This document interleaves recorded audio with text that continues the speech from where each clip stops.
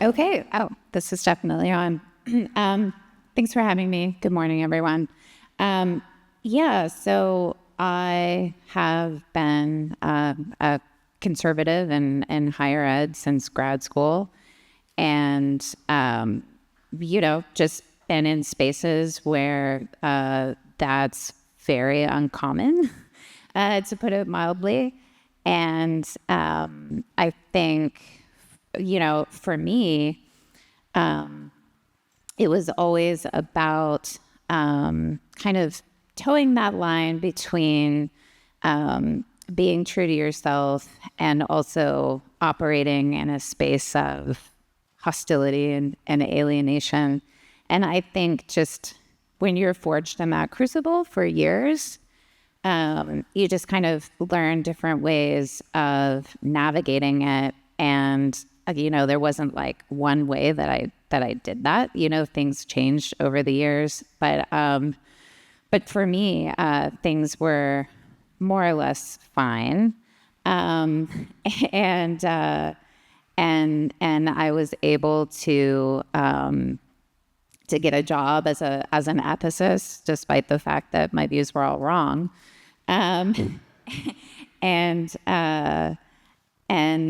And to make a lot of friends, honestly, who just have a completely different worldview than me.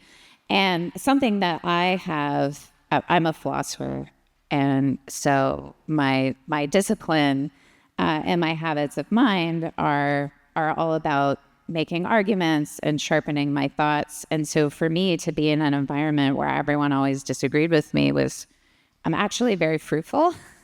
So, you're constantly having to defend everything.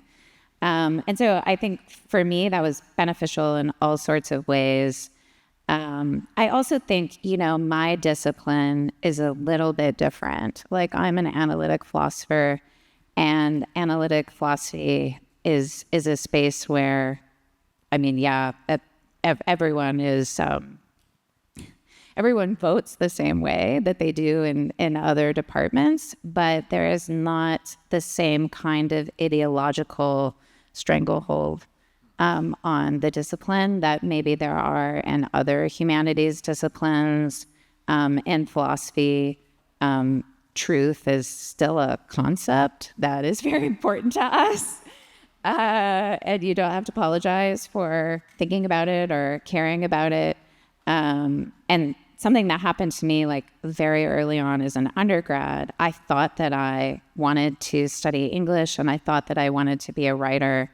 And then I realized that those spaces were incredibly political in ways that didn't make any sense to me and that I felt deeply alienated from. And so I gravitated towards philosophy. And so I think some of my experience is because of my discipline. Having said that, in the last 5 or 6 years, I think some of the problems that we see in other humanities departments have become more prominent in philosophy as a discipline. And so philosophy journals have actively censored, ideas that are unacceptable. And this to me is extremely sub-philosophical. It's like a violation of our whole ethos. So I think that there are problems there, but I think that they are less entrenched. And I don't think that they are overwhelming. Now it's a very different experience now that I'm an administrator. I don't know if you want me to talk about that or not, but yeah, okay, so I'm an administrator now, I'm a dean. Even worse than that, I'm an inaugural dean of a brand new college, so it's like a lot. And it's a great books college. And that's not a super popular idea in higher ed. However, we have been able to work with faculty to bring them on board. Our enrollment has grown almost 300% since we've started, because we were historically an honors program. Every honors college was historically an honors program. And I think I've learned a lot in trying to build a small c conservative institution in higher ed and really get buy-in. And I just want to say that that's possible. And I think it's very important that in addition to things like Hamilton College, which is wonderful, and things like New College, Florida, I do think that it's important to be building new institutions that are spaces of, let's call it viewpoint diversity, where we're really bringing students and faculty to the table who are not politically on the same page, but are very dedicated to a mission. And our mission is very simple. It's to give a liberal education. And we take very seriously that if a liberal education is the education of a free human being and citizen, then it also has to be a kind of civic education and character education. So we're sort of focused on bringing those three things that are often separate into one mission and one curriculum and one sort of student experience. And I've been really gratified by how many people, when expressed in the right way and approached in the right spirit, really are willing to buy into that.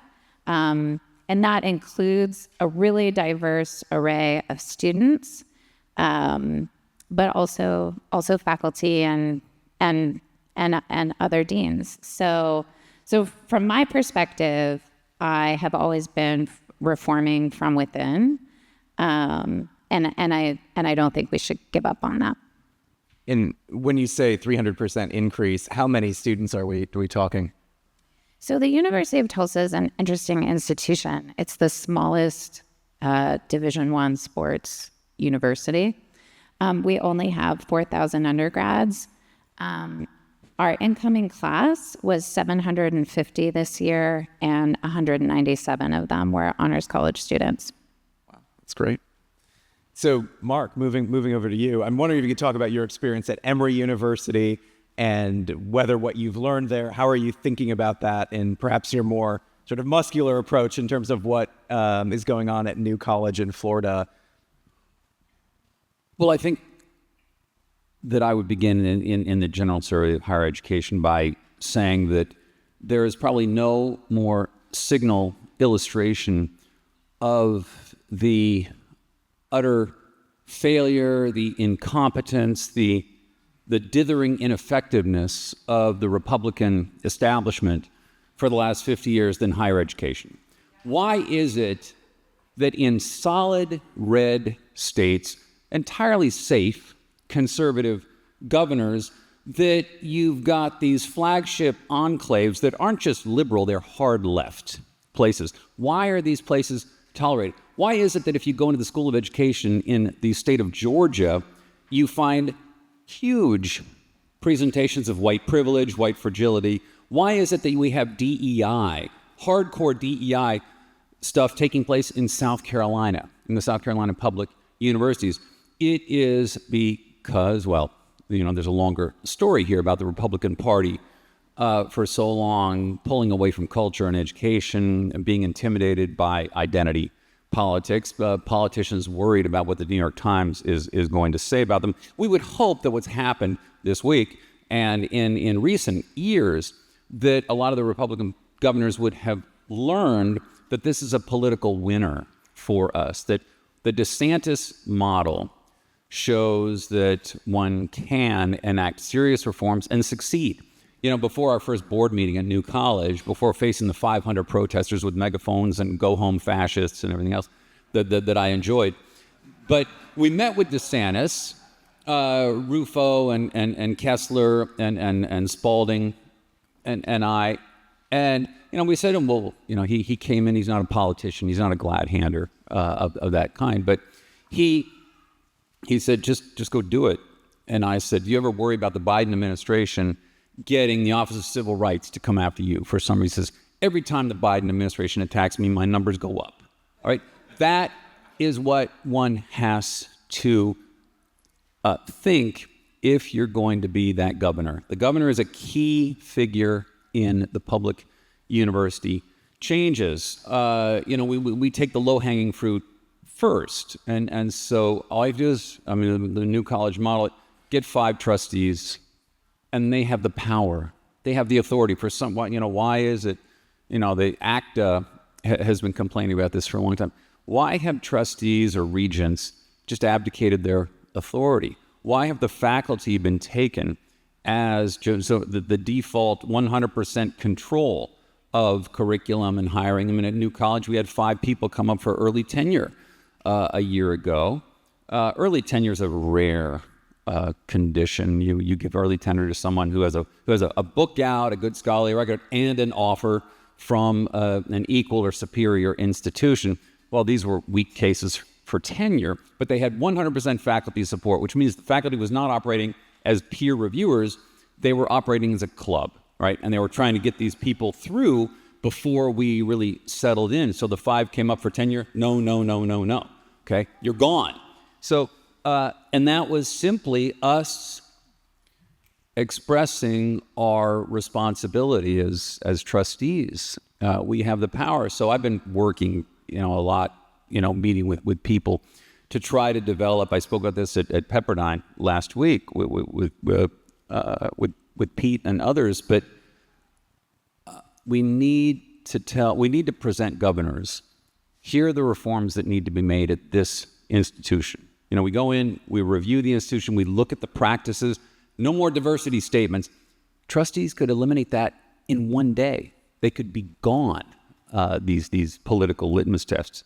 There are many easy things that could be done instantly if it got on the governor's radar, if you handed him, here are 5 people who should be on your next appointment list for the trustees, and you identify the practices. Now, the legislatures in many states have done better work than the governor or the regents and trustees in several places. We need to keep the push going, and if anyone here ends up in Trump's Department of Ed in the Office of Higher Education, this should be out there on your radar. Thanks, Mark. All right, Pete, turning things over to you. Go ahead. Feel free to respond. Yeah. No. Mark, you raise it kind of as a rhetorical question about why is it taken so long, and I actually do think that there are reasons why we're in this moment, which I think portends some incredible reforms in higher education, and those are 2 watershed events and a demographic event.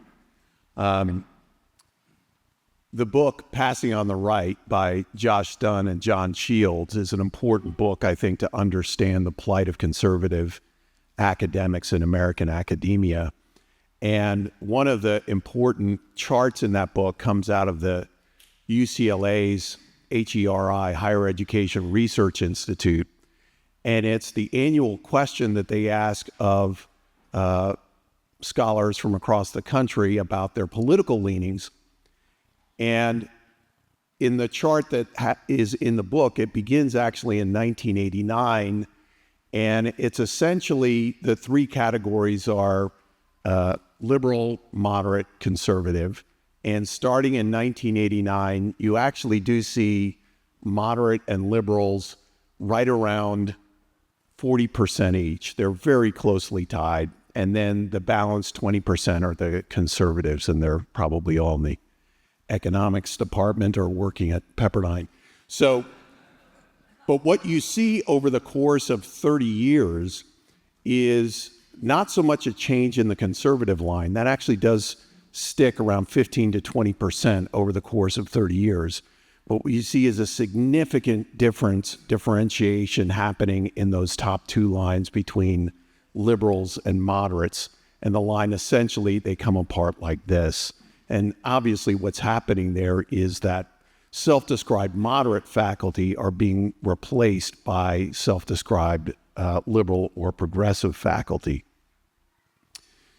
And so this is, in my view, this is a demographic shift, and this is where Dunn and Shields come to as well, is where you had, when I was going to undergrad, 30 years ago, I knew that I had progressive faculty, but I never felt for a second that I couldn't express myself in a classroom, that I couldn't write a test answer or paper in a direction that I wanted to. That was back in the 80s. And what's happened is this real split where a generation of faculty that came of age in the 50s and 60s are being replaced by those who came of age in the late 60s, 70s, and 80s, and then replicated themselves in PhD programs with others that are coming of age in the 80s, 90s, and early aughts. So that's a demographic factor, that we actually do have a much more progressive and ideological faculty teaching in American higher ed. The other two events are actually watershed events, and the first is COVID. And COVID utterly changed the game as far as what most Americans know, particularly parents, particularly donors, about what's going on inside the classrooms of their kids' college or university. I'm sure you've all had the experience, I know I have, of speaking with parents who learned for the first time what was actually being taught in their kids' college classrooms, because the classrooms have been moved into living rooms.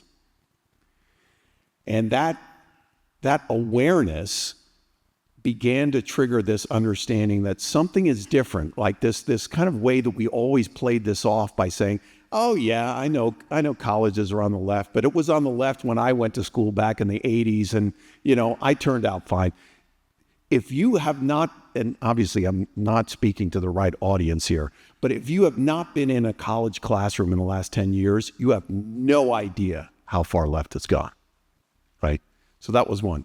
The second was October 7th, or really October 8th, and every day after that.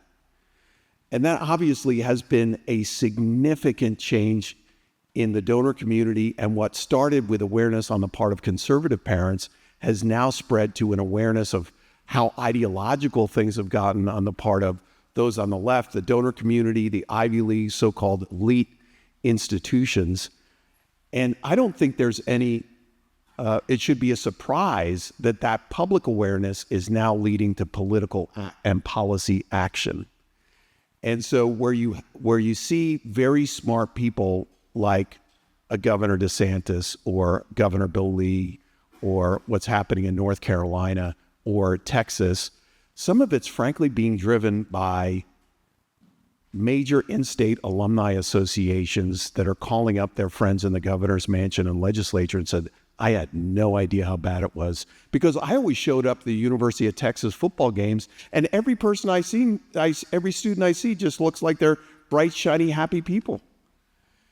And so I do think these two watershed events, and now we've had an election here that I think speaks at least in part to this awareness of what's been happening on college campuses, I think is going to continue to force change both at the K-12 level with these classical schools movements that you mentioned in private schools and homeschooling, but also in the higher education space as well, with experiments like the University of Austin, what's happening with these civics institutes and institutions like mine at Pepperdine.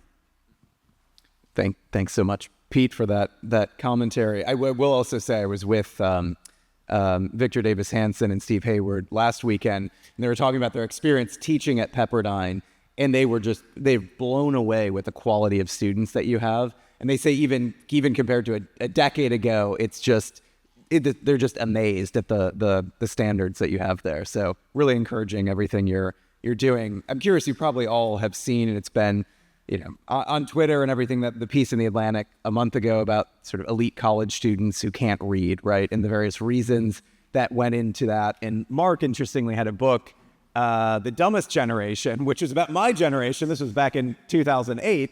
And you were saying that, millennials can't read, right? And now that was before the smartphone and before, Jonathan Haidt's written his book about the impact of technology sort of in terms of reading. So I'm curious if that analysis squares with your own experience teaching or not. And if it does, what do you think we can do about sort of making the great books kind of prominent again and encouraging and incentivizing students to engage with them? Is there anyone in particular? Okay, well, this is like everything that I'm doing right now, so I'll just jump right in. There's a lot of discourse about this online, but also sort of internally, I would say, in higher ed. And in my college, we have a set curriculum, and it is a lot of reading. When I teach in the curriculum, I myself sometimes struggle to keep up with the reading. So I get it. It's not, so this isn't personally my experience. But then again, I'm at an honors college, where I think there's a lot of it's all self-selecting, right? It's completely voluntary. No one has to do this. And so the students who tend to be interested in doing it, kind of in some sense know what they're getting into. I think that some of this is the after effects of COVID and people just not, so this is something that we see in higher ed across the board is just learning loss. But I don't think that's the whole of it. I think that if you pay a lot of attention to what's going on in the K through 12 space, there are bright spots, but it's all pretty bad on the whole. And there has been this movement to constantly water down and lower standards. Some of that had to do with equity concerns, but frankly, I think the biggest problem in the K through 12 space since, I don't know, the mid 2000s has been that everyone is teaching to tests. And this has been not great for producing lovers of learning, but it also has been terrible in terms of producing readers, right? Like just people who have the skills to pick up Homer and read it quickly, which if you're in a program like ours, you need to not only do it, you need to do it quickly because like all this other stuff is coming at you. And so I think that however we respond to this, the thing that we cannot do is lower standards. And the thing that I think is just a lie that is continually repeated is that students aren't interested in reading the classics. It's false. It's some of it, insofar as it's true because they don't know what they don't know. That is to say, they haven't been exposed to it. If they have been exposed to it, it's been in a sort of ridiculous, ham-fisted sort of way. But when you actually, and we have a high school, we have a program for high school students, I call it the Great Book Summer Camp, where they come and they read like a miniature version of our curriculum over 10 days in the summer. How many books are part of that? Well, I would say probably 15. Yeah, but it's selections. Like we don't do all of it. They're so into it. They're so into it. And for so many of them, the thing that they keep saying over and over again is, I didn't know learning could be like this, right? Because they're not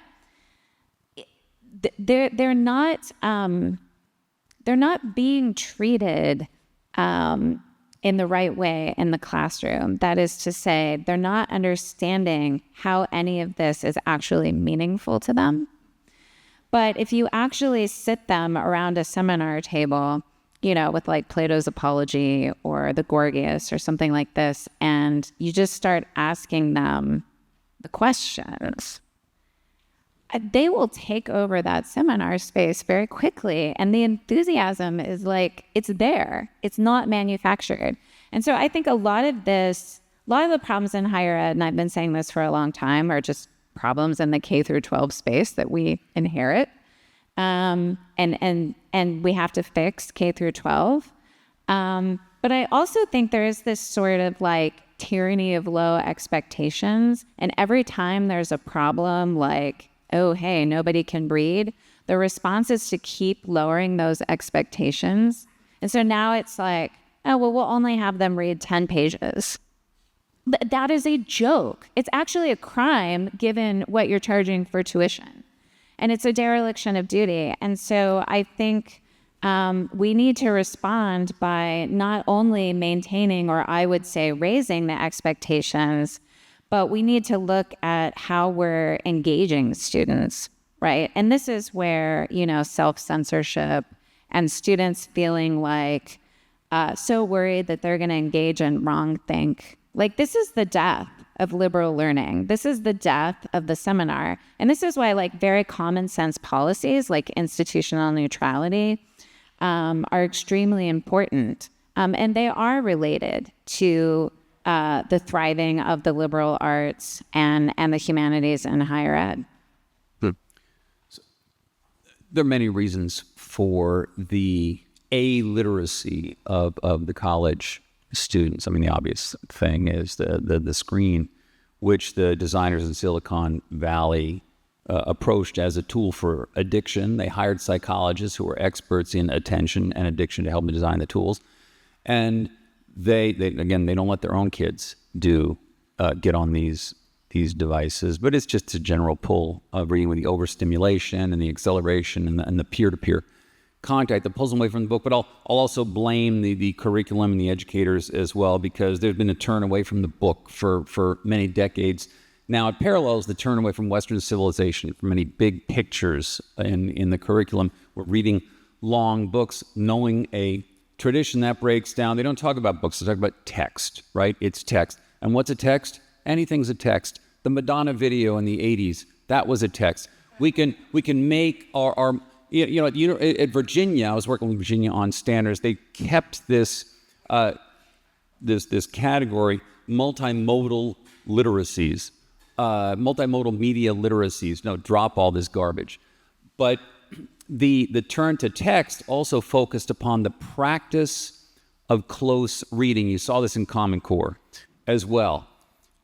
Be able to exert your critical analytical faculties on a passage, right? A piece of text. It's all about your process of interpretation. It's not about knowing the full book. It's not knowing about a big picture of the 19th century novel, for instance.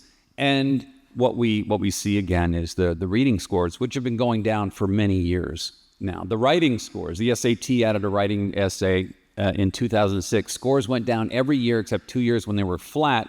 And it got so embarrassing that the SAT dropped it as a requirement in 2016. So the general deterioration, right, of literary education, literary culture, part of it was a theoretical turn from, there was a famous essay by Roland Barthes called From Work to Text, right, against the whole book, against the reading passage. Of course, it's easier, right? Not so much homework. It's easier to grade. The students have to spend so much time sitting in a chair, uninterrupted reading time.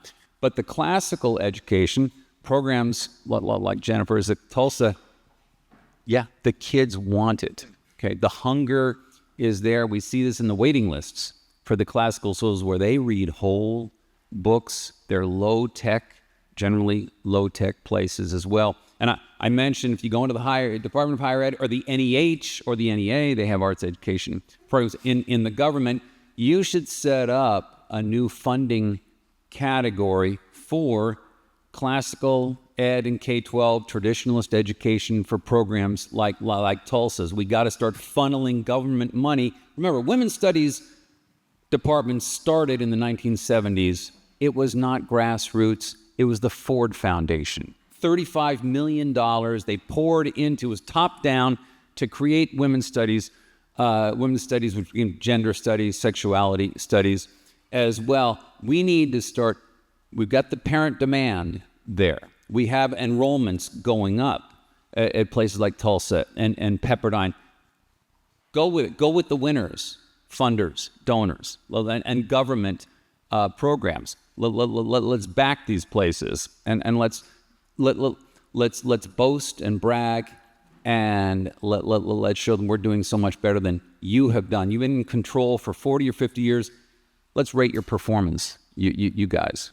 So then, I want to get to Pete in just 1 second, but I guess one quick question for Jen on this demand, that seems to be there at Tulsa. Are these students coming from classical backgrounds, or is this the first time they're encountering the classics? And do they exist at South Carolina as well? Like, is this all over the place? They're hungry. Yeah, I would say all over the place they're hungry. So I was faculty at South Carolina teaching philosophy, but I also was the faculty leader of the Thomistic Institute. And like students constantly getting together, none of whom were philosophy majors, to read the Summa and Augustine's Confessions and all this stuff. Like the hunger is buried there. And the problem is that hunger is not being met in their gen ed classes by and large. And so they have to do it in this sort of extracurricular way. But I think, the thing about higher ed, and this is related to just a demographic winter coming soon. And I think it's obviously all programs are going to rise or fall on enrollments, right? And but it can't be this sort of consumer desire model, which is always going to be the death of the humanities.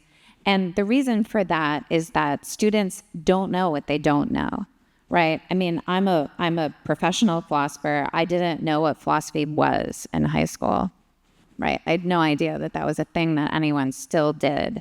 I happened to take a philosophy class because it was a gen ed requirement, and that's what was left over. So I think we have to think about identifying that hunger and meeting that hunger, and bringing people. I mean, something that concerns me is that if we're creating new institutions that are more traditional, that are small C conservative, that we're only going to recruit those students who are already buying in.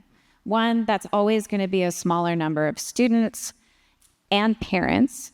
And two, you're not allowing for the sorts of transformations that this education is all about, right?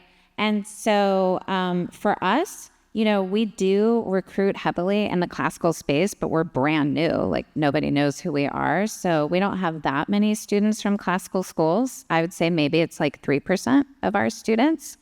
Most of our students are just very high achieving national merit semifinalists. 75% of my students are national merit semifinalists. And they've had a very mainstream education. And this is their first time, reading Plato and Aristotle and Seneca and Milton and things like this. And I think the thing that impresses me so much isn't so much our initial enrollments, although they're high, it's our retention rate. It's the fact that they re-enroll, right? Because at any point they could drop with no consequence. But they come back. And they come back at a rate of like 95%. What is that? Someone investigate that. And if you talk to them, what they say is, nobody's ever really asked me these questions. Nobody's ever invited me to reflect on what it means to be a good human being and citizen. It's really hard, but these sorts of conversations, are the things that I most look forward to. And if you also look at what our students are majoring in, 75% of them are STEM majors, right? They're either in the College of Engineering or they're in health and natural sciences. So what's in it for them, right? And obviously I want people to look into my college and see what's happening, but I think there's to me, the proof is in the pudding, right? So look at what these students are like and what they desire, and create institutions where you can bring students who truly have no idea what you're talking about when you say classical education, and get them to do it, because it's the doing of it, right, that is really necessary. And so you want to create a seminar table where everyone feels welcome and like they can participate. But do it in the old-fashioned way where you have, a sense of seriousness and hospitality rather than a set of rigid rules and norms where everyone feels like they can't talk. Pete, I've got two questions for you. The first one, you're the dean of a school of public policy, so I'm curious, it's a professional degree, the role, if at all, of kind of great books, liberal education within that curriculum that you've developed. And then secondly, you recently had a conference out at Pepperdine that you were a part of. Perhaps I believe you helped organize it.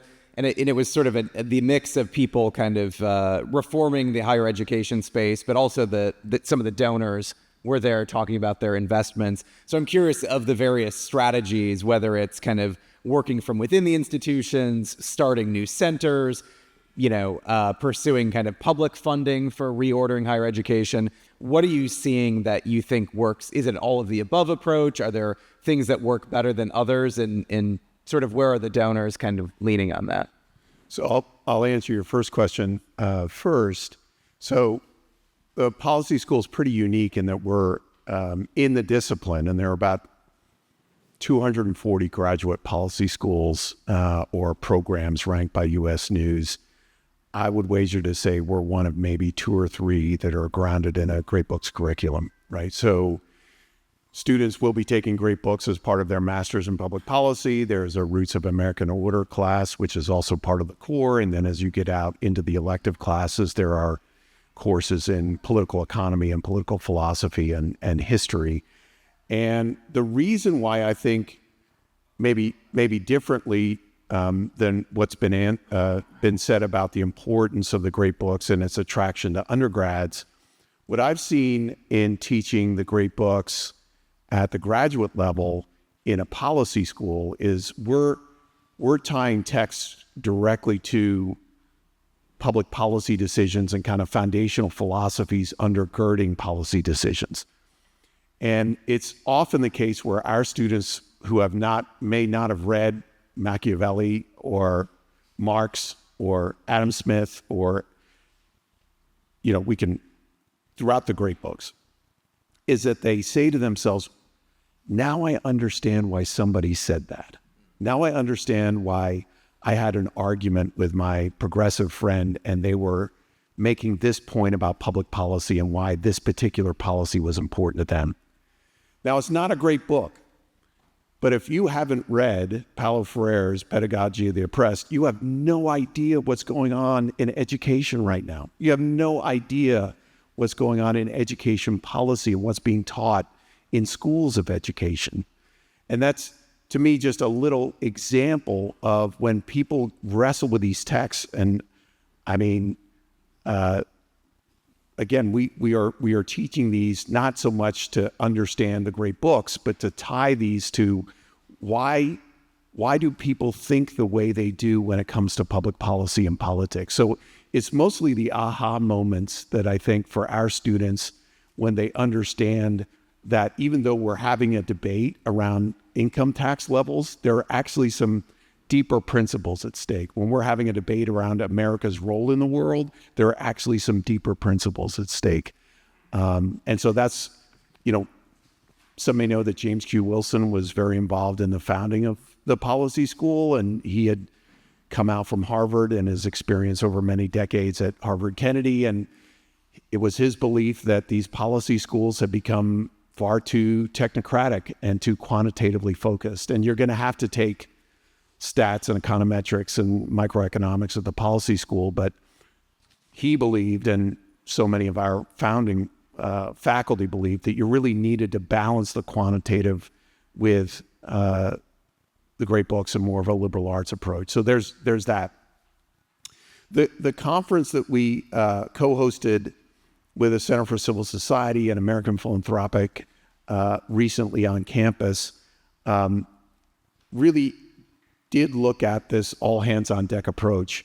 I moderated a panel that had the aforementioned Josh Dunn, who's heading up the new American Civics Institute at UT Knoxville, Ryan Streeter, who's heading up the new Civitas Institute at the University of Texas.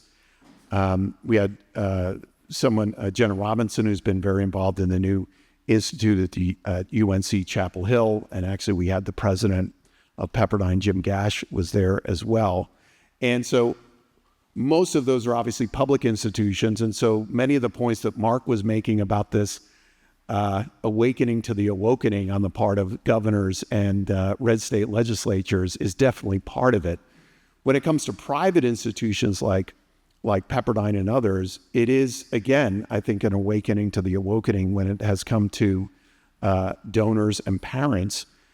We've all read the articles about the increased enrollments and applications that have come to SEC schools and schools of the South under this kind of weird thinking that they may be less woke than the schools in the Northeast. I don't know that that's necessarily true, but we've seen increased applications at Pepperdine for sure. And I do think that we're going to continue to see people voting with their feet. One of the great things that you have in higher education that you don't have in all of K-12 education is you really do have school choice. Sure. And so in that, whether you're deciding to go to the public university or the private university, whether you decide to go to a public university and find a program like the one that Jen's doing, or what's happening at New College, or what's happening at the Hamilton Center, or some of these other programs, I think this is the most exciting time in higher education in at least 50 years, if not 100 years. Because again, but it had to be generated, I think, out of back to those three factors: this demographic shift in faculty, and these two watershed moments with COVID and October 8th and beyond, which again has really alerted, on the public side, legislators and governors, and on the private side, parents and students and donors. Thank you, Pete. And unfortunately, we were actually out of time. So thank you to the panelists for joining.